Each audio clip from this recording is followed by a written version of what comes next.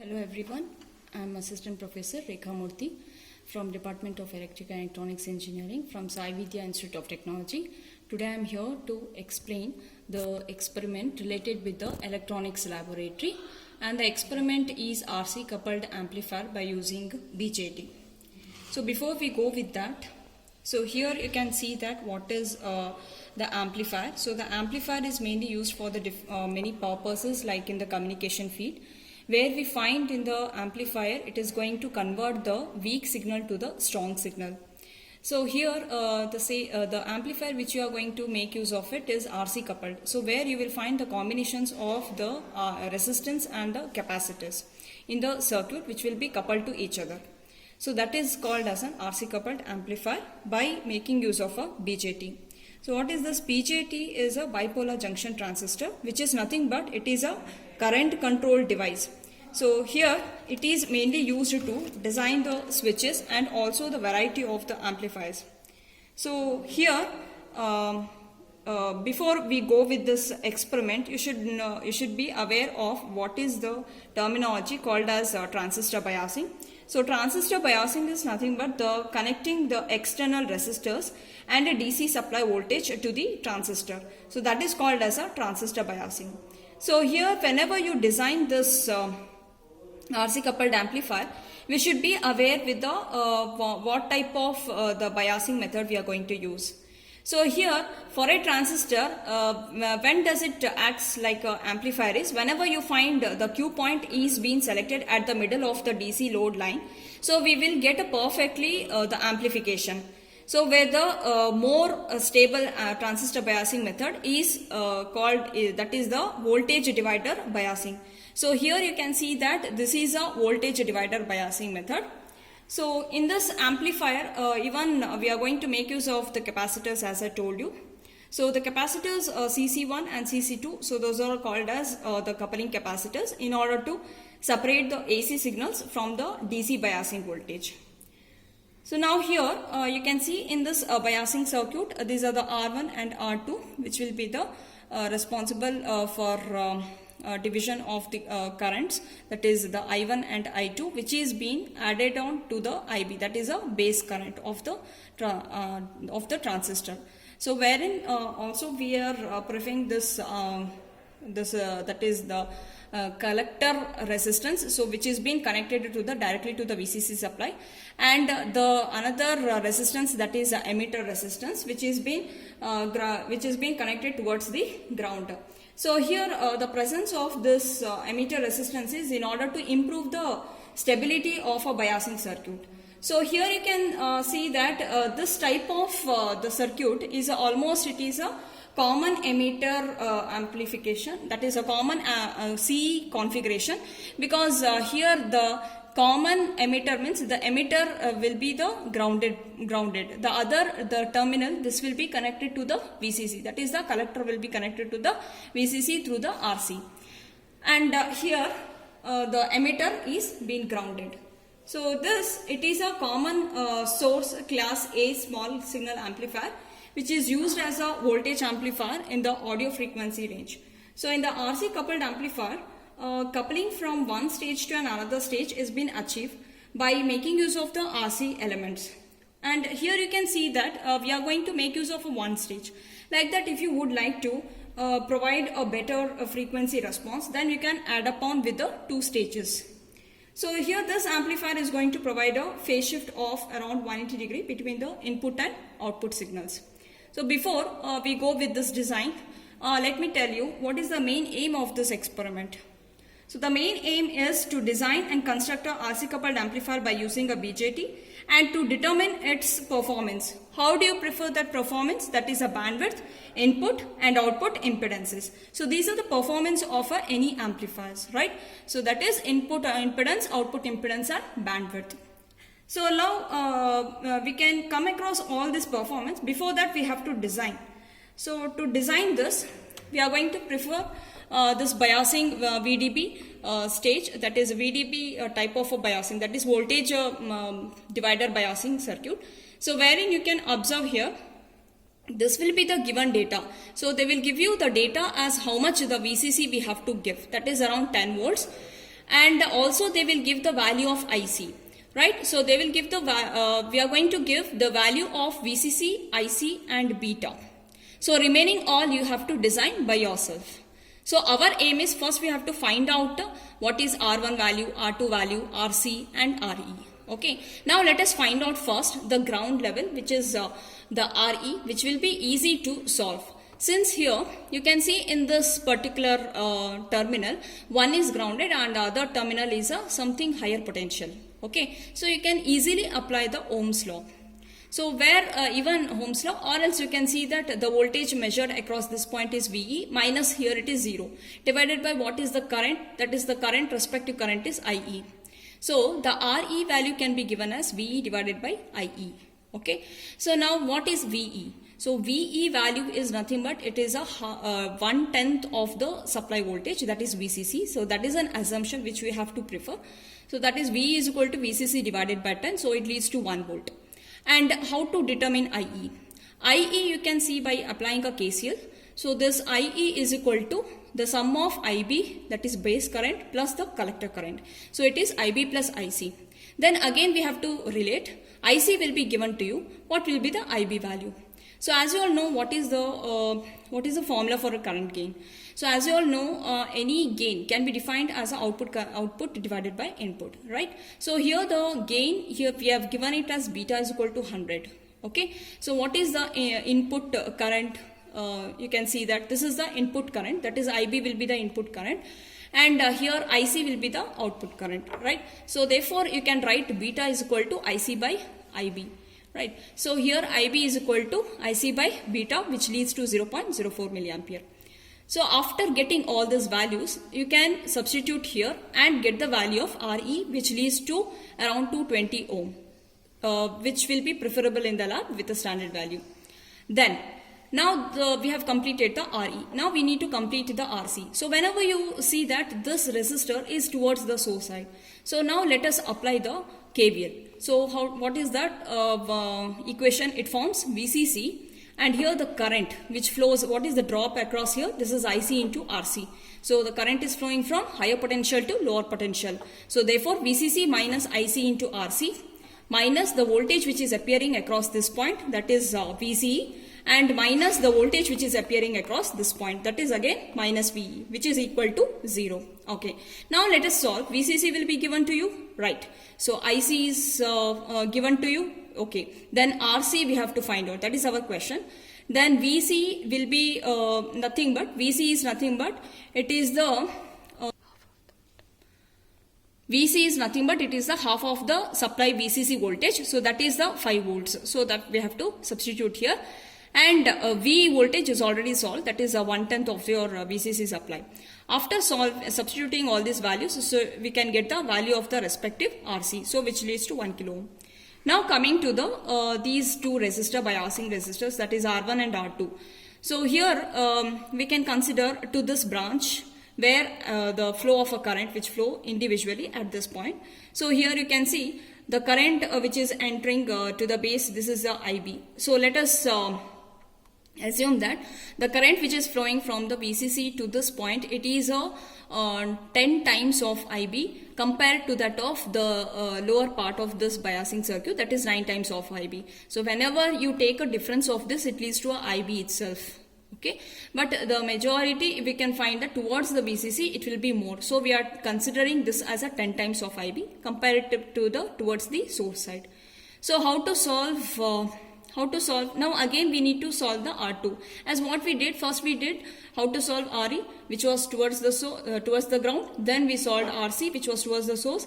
Now similarly, whenever you find these two resistance, even we have to find out R2, which is towards the ground side. Okay, so again we can apply the Ohm's law, or else the voltage divider rule. So that is V2, what voltage we are getting here. R2 is nothing but it is VB voltage. So the voltage which is appearing here is VB divided by the current I2. I2 we are assuming it as 9 times of IB, so that we have already got the value of IB. Then we can solve this. Then VB by IB leads to the around 4.7 kilo ohm. Similarly, now we have to find out the resistor R1. Here also the resistor R1 is lying between the VCC and this point. Okay, what is that point? So you can see here, R1 can be solved as VCC minus VB, as what we wrote here. So this point is nothing but the VB. So VCC minus VB divided by what is the current which is flowing, that is I1. Okay, so what is that voltage VCC by VB? We have to take a difference of that voltage. Then here we can see that VB can be given as the difference, that is VB, you know that VB is nothing but it is a difference of the two voltages by VB and the VE voltage. Okay, so there will be a drop in the voltage of this transistor, so that will be around 0.7. So that is why here it leads to around the 1.7. Okay, so here we get the value VCC minus VB as 1.7. So that leads to 8.3 volt. So that will be substituted, divided by the how many current, that is I1 is nothing but we are getting around 0.4 milliampere. How? Because it is 10 times of IB. Okay, so after solving this it leads to 22 kilo ohm resistor. Okay, then so this is what will be the designing of the biasing circuit. So we can come to one conclusion, that what are the apparatus do we require to conduct this experiment. So we require we require RC, that is equal to 1 kilo ohm. Okay, then we require RE 220 ohms, then we require R1 as 22 kilo ohm, R2 as 4.7 kilo ohm. Then this is about R. Next we want RC coupled, so we have to couple with the capacitors, right? So coming to here, the capacitors which we require, we are going to prefer as 0.47 microfarad. So on both the sides, to the input and the output sides, we are going to connect it to that. So now let us see that these are the components, and in addition to that we require the transistor, which we are going to take it as NPN transistor, which is SL100. And in addition to that we require some components to observe the input and output, that is we require CRO, then signal generator, and a springboard is required to do the connections, and also the DRB, which we require to measure the performance of these transistors, and as well as the connecting wires. Okay, now that is all related with the what are the apparatus do we require. Now let us go on with the circuit diagram. Coming to the circuit diagram here, what you are going to do, write down, copy down the same biasing circuit towards here. Only the thing, we need to place this capacitor C1, coupling capacitor C1 and coupling capacitor C2. Okay, so the value of this coupling capacitors, we are going to consider it as 0.47 microfarad. So for that also we have so here the capacitor C1 value which is connected to the input side, right? So it can be obtained, the value can be obtained by solving the one Thevenin's theorem, that is it is connected to in between of the R1 and R2. Okay, so what we have to do this R1 into R2 divided by R1 plus R2. So that is the Thevenin, the resistance what we will obtain. So here we have to see that the XC1, that is reactance capacitance value, the XC1 should be almost less than compared to that of this Thevenin resistance value, that is the total resistance. So what is XC1? That is 1 divided by 2 pi F into C1, 1 divided by 2 pi F into C1. Okay, then we have to solve that, and we get a C1 value as around 0.41 microfarad. So we are going to select it as 0.47 microfarad. Similarly, on the other side, okay, that is the CE side. Here also we are assuming the XCE is less than compared to that of the RE value. Okay, that is this value, the RE value. XCE should be less than RE value. So again here XCE is nothing but 1 divided by 2 pi F into 2 pi F into CE. Okay, solve for that. So we will get the value as CE as 7.23 microfarad. So we are going to select the CE, that is the emitter capacitor value, around the 10 microfarad. And in addition to this, the another component, that is the RL, which we require is around 10 kilo ohm. Okay, so in addition to this the components which I told, we also require the resistance of 10 kilo ohm. Okay, and we are connecting this DC power supply, so that will be by an instrument we can connect it to around 12 volts. Now let us do the connections. So in connections you can observe that R1 which will be connected here at the top, and the resistance R2 will be connected. So make sure that these two are connected together, and the RC will be connected towards this to the same point of R1 at the top, and the other side which will be connected to the collector of this transistor as well as the capacitor, coupling capacitor.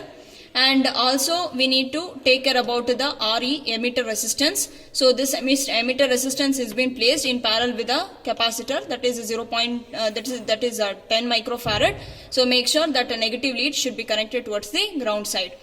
And here these two will be connected together along with this R2. Okay, and the base point which will be of this transistor will be connected at this point. Similarly, the RE will be connected at this point. So at the last you have to place the transistor. First you arrange all these resistors on the board as per the circuit diagram. Then even the capacitor is also been connected at the last, one point at the base point, the other will be the input. Similarly at here also the output of this capacitor will be connected to the 10k ohm resistor, which is being bypassed to the ground. And here you can observe this is the DC supply which will be provided here by this instrument. So here you are going to set it to 10 volts later, but before that we have to set the input voltage of around 20 millivolts, right?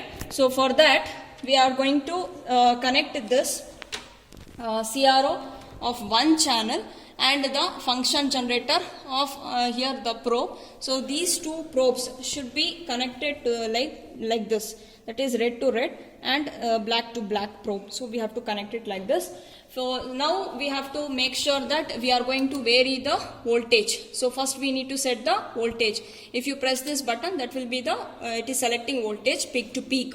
If you release this, that will be the in the frequency domain. You can see here the LED which is glowing, so that is a frequency domain. Now I want the voltage, so you have to set it to voltage. And here make sure that we are going to have the sinusoidal waveform, so you need to press the sinusoidal waveform as an input. And as well here on the dB, this is a decibel button, attenuation decibel button, so where you can vary the different inputs. Okay, for example, now for the 20 dB if you press, you can see the voltage, how much you can see, it will be around 0.13 to around 2.59. So if you select the 40 dB means the minimum voltage will be 0.012 up to the voltage of 0.24. Like that, if you press both the buttons, that leads to 60 dB. So in the 60 dB, you can select the very, very small input signal. So my input signal is 20 millivolt. Okay, so in terms of millivolts means better you select the 60 dB. That means it can be obtained by pressing the two buttons. So now here you can just vary this. It is almost a 0. Now you can set it to 0.02, which leads to nothing but 20 millivolt. Okay. Now you can just view that wave value onto the CRO. So here better you make this channel 1, as you can set it to 20 millivolt better, so that you can obtain the sinusoidal waveform with having a 1 unit as a 1 division. So it leads to your 20 millivolt. Also make sure that you keep this time base as 1 millisecond. That will be the standard, because otherwise it will be very vast. So better you keep it this time base in the 1 millisecond. Okay, so I'm just tuning it. So after when you tune this should be in the 1 millisecond. Okay, and also you can make sure that even in the function generator also the frequency which you are going to select, it should be in the standard value of 1 kilohertz. If you press 2K means obviously it will be selecting to up to 2K. Okay, so better you make an option with the 2 kilohertz. Okay, so that the sinusoidal waveform will be in the one particular condition, so which will not fluctuate. So now let us give this input to this point. So to this coupling capacitor we are going to give an input, and this is a grounded point. Okay, now let us observe the output. After giving the input source signal from the function generator, and now before we observe the output, first we have to bias the circuit by using this DC supply. So we are going to connect the 10 volts. Okay, 10 volts DC. We have to set it and make sure the current should be in the maximum mode. and the voltage will be in the minimum. Now we have varied this to 10 volts. Okay, make sure the current should be in the maximum position.